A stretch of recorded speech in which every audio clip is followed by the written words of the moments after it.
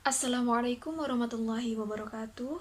Kami dari kelompok 9 yang beranggotakan saya, Alvina Rosyada dengan NIM 181400015 dan teman saya Afi Maulida Zain dengan NIM 181400030 akan menyampaikan sebuah materi dengan judul Retorik dalam Pembelajaran Bahasa Indonesia di MI. Sebelum memasuki pada materi tersebut, kita perlu mempelajari mengenai penggunaan retorika dalam dunia pendidikan. Secara umum, pendidikan dapat didefinisikan sebagai cara untuk memberikan pengetahuan yang sistematis kepada siswa untuk mengembangkan dirinya dengan memberi pengetahuan, keterampilan, dan segala sesuatunya yang sesuai dengan kebutuhan hidupnya. Jadi pendidikan hanya membantu memberikan bimbingan kepada siswa sehingga potensi yang dimilikinya dapat berkembang dengan wajar. Untuk dapat mewujudkan hal tersebut, maka guru harus membuat perencanaan dan persiapan terhadap materi yang akan disampaikan dalam pelaksanaan kegiatan pembelajaran. Dari perencanaan tersebut, para pendidik ini harus mengkaji persoalan-persoalan yang ada pada siswa karena hal tersebut dilakukan untuk memberikan motivasi, menarik minat belajar siswa, dan memberi bujukan agar mereka semangat dalam menjalankan kegiatan pembelajaran.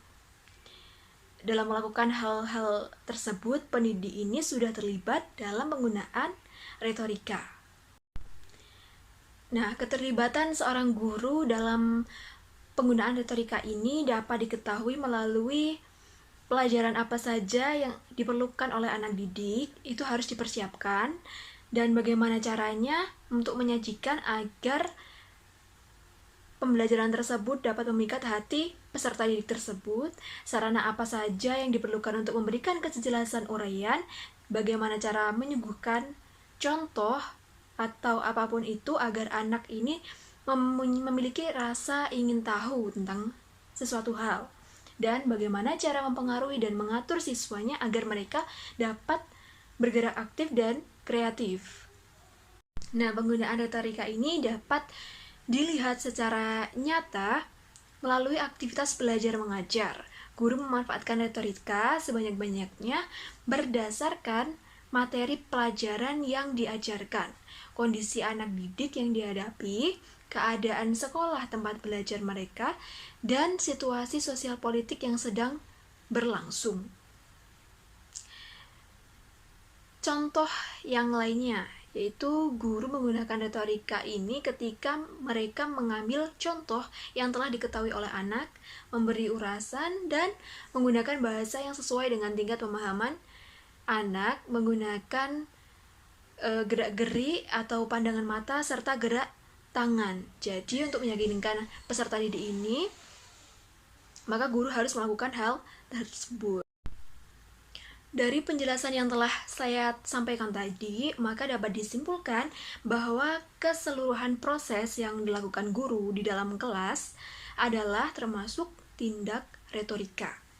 Jika tindak retorika ini tidak dimanfaatkan, maka pengajaran bisa menjadi membosankan. Akibatnya, pendidikan tidak akan berhasil. Maka, guru yang cakap akan memanfaatkan retorika dalam pendidikan. Di satu pihak, ia bisa disenangi oleh siswanya, dan guru tersebut pasti menjadi pendidik yang berhasil. Selanjutnya kita akan mempelajari mengenai penunjang pencapaian keterampilan retorik. Nah, ungkapan retorik ini dapat didukung oleh beberapa unsur. Yang pertama ada unsur bahasa, yang kedua unsur etika dan nilai moral, yang ketiga ada nalar yang baik, dan yang terakhir adalah pengetahuan yang memadai. Kita akan membahas satu persatu dari keempat unsur ini. Yang pertama adalah bahasa. Bahasa ini merupakan pendukung yang utama dalam pembelajaran retorika. Bisa dikatakan tanpa bahasa maka juga tidak ada retorika. Bahasa ini berhubungan dengan penyajian pesan dalam sebuah komunikasi. Wujud fisik retorika adalah penggunaan bahasa itu sendiri. Pada penggunaan bahasa inilah dilakukan pemilihan unsur bahasa yang dipandang paling persuasif oleh komunikator. Meskipun ada kebebasan dalam memilih unsur-unsur tersebut, bukan berarti komunikator ini tidak bertanggung jawab atas isi yang telah ia sampaikan. Karena itu, perlu adanya unsur pendukung retorika yang kedua, yakni etika dan nilai moral. Dalam hal ini ada 3 syarat yang berhubungan dengan etika yang perlu diperhatikan oleh komunikator dalam menyampaikan sebuah pesan. Yang pertama, komunikator harus bertanggung jawab atas pemilihan unsur persuasif atau ajakan dan menyadari kemungkinan ia akan berbuat salah atau tidak. Yang kedua, komunikator harus berusaha untuk mengetahui dan menyadari dengan jujur atas kerugian yang timbul sebagai akibat dari kecurangan oleh dirinya sendiri. Dan yang ketiga, komunikator harus memiliki sikap toleran terhadap pendengar yang tidak setuju dengan apa yang ia sampaikan. Yang ketiga adalah unsur penalaran yang benar. Nah, ini merupakan syarat yang sejak awal telah disampaikan oleh Aristoteles bahwa retorika bukan sekedar permainan kata-kata atau permainan bahasa. Dengan penalaran ini, komunikator diharapkan dapat menggunakan argumen yang logis dalam mengajak pendengarnya untuk memperhatikan apa yang ia sampaikan. Maka dalam retorika terkandung 2 hal, yakni alasan-alasan dan karakter komunikator. Alasan merupakan bukti yang digunakan sebagai dasar persuasi, sedangkan karakter merupakan penanda psikologis apakah penyampai pesan ini atau komunikator ini berbohong atau jujur. Dan yang terakhir adalah unsur pengetahuan yang memadai. Nah, berkaitan dengan pengetahuan ini, maka diperingatkan bahwa pemahaman atau pengetahuan tentang materi ini yang ingin disampaikan merupakan hal yang esensial bagi penutur atau komunikator. Dan yang kedua, keberhasilan retorika tergantung pada pengetahuan penutur terhadap pendengarnya dengan segala aspeknya.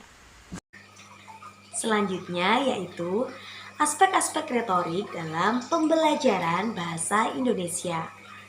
Aspek terpenting yaitu pengetahuan mengenai bahasa dan penggunaan bahasa dengan baik.